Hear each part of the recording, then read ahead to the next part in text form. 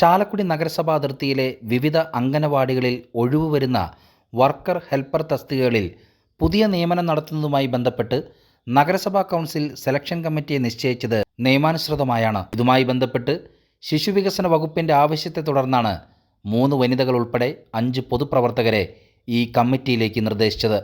ഇത് സംബന്ധിച്ച് 11/11/2022 നടന്ന കൗൺസിൽ യോഗത്തിൻ്റെ 33-ാം നമ്പർ അജണ്ടയായി ഇക്കാര്യം ചർച്ച ചെയ്യുകയും 5 പൊതുപ്രവർത്തകരെ കമ്മിറ്റി അംഗങ്ങളായി നിശ്ചയിക്കാൻ ചെയർമാനെ ചുമതലപ്പെടുത്തുകയും ചെയ്തതാണ്. ഇതിൻ്റെ അടിസ്ഥാനത്തിലാണ് പൊതുപ്രവർത്തകരായ 5 പേരെ ഉൾപ്പെടുത്തി ഇക്കാര്യം ശിശുവികസന വകുപ്പിനെ അറിയിക്കുകയും ചെയ്തിട്ടുള്ളതാണ്.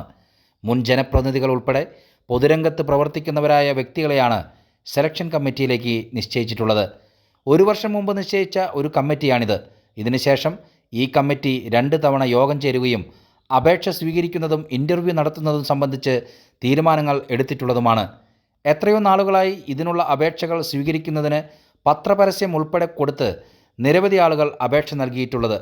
100 കണക്കിന് പേർ അപേക്ഷ കൊടുത്ത് ഇൻ്റർവ്യൂവിനെത്തിയ അവസരത്തിൽ കമ്മിറ്റി അംഗങ്ങളെ ചൊല്ലി പ്രതിപക്ഷം ഇപ്പോൾ തർക്കമുന്നയിക്കുന്നതും കൂടിക്കാഴ്ച തടസ്സപ്പെടുത്താൻ ശ്രമിച്ചതും ഇത് വിവാദമാക്കാൻ ശ്രമിക്കുന്നതും രാഷ്ട്രീയ പ്രേരിതമായ നടപടിയാണ്. ഇപ്പോൾ നടക്കുന്ന ഇൻ്റർവ്യൂവുമായി ബന്ധപ്പെട്ട് തുടർന്ന് നടക്കുന്ന ഏത് നിയമനവും സുതാര്യമായിരിക്കുമെന്ന് നഗരസഭാ ഭരണാധികാരികൾ അറിയിച്ചു.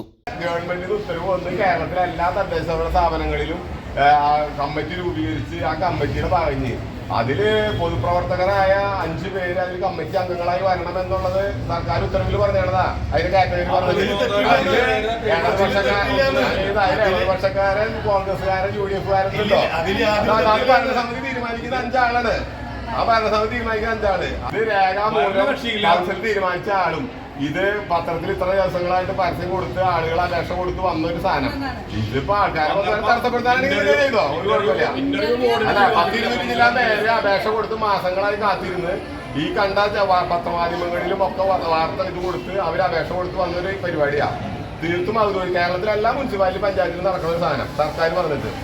അതിൽ കമ്മിറ്റി രൂപീകരിച്ചത് കോൺഗ്രസ് ആണോ കമ്മ്യൂണിസ്റ്റ് ആണോ നോക്കിയിട്ടല്ലോ നമ്മളൊരു കാര്യം ചെയ്യണം. ഇത് മാസങ്ങൾക്ക് മുൻപേ തന്നെ വിപുലമായ രീതിയിൽ കമ്മിറ്റി വിളിച്ചുകൊണ്ട് ഈ വിഷയത്തെക്കുറിച്ച് അവതരിപ്പിച്ചിട്ടുള്ളൂ. ഇത് കൗൺസിലിൽ അവതരിപ്പിച്ചിട്ടുണ്ട് എന്നുള്ളതാണ് പൂർണ്ണമായിട്ടുള്ള വിശ്വാസം. ഞങ്ങൾക്ക് ഇവിടെ ഇരുന്നാലും ഇതിൻ്റെ ക്രൈറ്റീരിയ എന്ന് പറയുന്നത്, ഞങ്ങളിത് പലർക്കും ഒരു ഭയം എന്ന് പറയുന്നത് നമ്മുടെ സംസ്ഥാന സർക്കാർ നടക്കുന്ന പോലത്തുള്ള പിൻവാതിൽ നിയമമോ അല്ലെങ്കിൽ PSCയിലെ അഴിമതി പോലും അല്ല. ഇതിൽ 100 മാർക്കിൽ 15 മാർക്കാണ് ഞങ്ങൾക്ക് ചെന്നിട്ട് ചോദ്യങ്ങളുണ്ട്. ആ ചോദ്യങ്ങൾ അവരോട് ചോദിക്കുന്നു. ഞങ്ങൾ ആരും ഇന്നവാരും മുഖം നോക്കി പാർട്ടി നോക്കി ചെയ്യാനല്ല. 200 പേര് വന്നിട്ടുണ്ടെങ്കിൽ ഇവിടെ ആരെ കിട്ടുന്നു എന്ന് പറയുന്നത് 3, 4, 5 പേർക്ക് മാത്രമാണ് ജോലി ലഭിക്കുന്നത്. അപ്പോൾ ഇതിനെ ICDSൻ്റെ ചെയർപേഴ്സൺ പറഞ്ഞപ്പോഴും ഞങ്ങളെ സംബന്ധിച്ചത് രാഷ്ട്രീയക്കാർ എന്ന് അവർ പറഞ്ഞ് ശരിയായിരിക്കാം, പക്ഷേ ഇത് രാഷ്ട്രീയം നോക്കിയിട്ടല്ല. ഇത് 60ാമത്തെ കുട്ടിയെ ഇൻ്റർവ്യൂ ചെയ്യുമ്പോഴാണ് അവർ ഞങ്ങൾ അറിഞ്ഞിട്ടില്ല എന്ന് പറഞ്ഞു വന്നത്. ഇത് ദിവസങ്ങൾക്ക് മുമ്പ് മാസങ്ങൾക്ക് മുമ്പ് ഒരു പ്രക്രിയയാണ്, അതിൻ്റെ പ്രോസസ്സിംഗ് ആണത്. അങ്ങനെയാണെങ്കിൽ അവർ ആദ്യത്തെ കുട്ടിയെ തന്നെ ചോദിക്കേണ്ടവർ നിങ്ങൾ ഈ നടത്തുന്ന നിലപാട് ശരിയല്ല, നിർത്തിവെക്കണം. ഇത് ഈ കുട്ടികൾ മുഴുവനും വന്നുകൂടി ഇരിക്കുക, എന്നിട്ട് ചെയ്യുന്ന നിലപാട് കിട്ടണം. ഞങ്ങൾ ആർക്കും പ്രത്യേകമായിട്ട് 1 മാർക്ക് പോലും ഞങ്ങൾ ഇട്ടിട്ടില്ല. ഈ 15 മാർക്ക് കഴിച്ചാൽ ബാക്കി 85 മാർക്കും ഉത്തരവാദപ്പെട്ടവരും അതിൻ്റെ ക്രൈറ്റീരിയ നോക്കി ചെയ്യുള്ളൂ. ഏതെങ്കിലും ഒരു 4 പേർക്ക് ജോലി കിട്ടുന്ന കാര്യത്തിൽ തടസ്സമല്ലല്ലോ. ഈ പറയുന്നവരൊക്കെ തന്നെ ഞങ്ങൾ പലതും പറഞ്ഞിട്ടുണ്ട്. അതിപ്പോൾ ഇതിനെ നിങ്ങളോട് പറയാൻ ആഗ്രഹിക്കുന്നത് മാത്രമേ. അപ്പോൾ അവർക്ക് അറിയില്ല എന്ന് പറയാൻ അർത്ഥമില്ല. ഞങ്ങളെ സംബന്ധിച്ചിടത്തോളം ഇവരെങ്ങനെ പറയണോ ഞങ്ങൾ തയ്യാറാണ്. ഞങ്ങൾക്കൊരു അഡമൻ സ്റ്റാൻഡില്ല, ഞങ്ങൾക്ക് ആർക്കും ഒരു നിർബന്ധ ബുദ്ധിയില്ല. പക്ഷെ 4 പേർക്ക് ജോലി കിട്ടുകയാണെങ്കിൽ അത് സുതാര്യമായിട്ടും സത്യസന്ധമായിട്ടും കൃത്യമായിട്ട് തന്നെ പോകുള്ളൂ.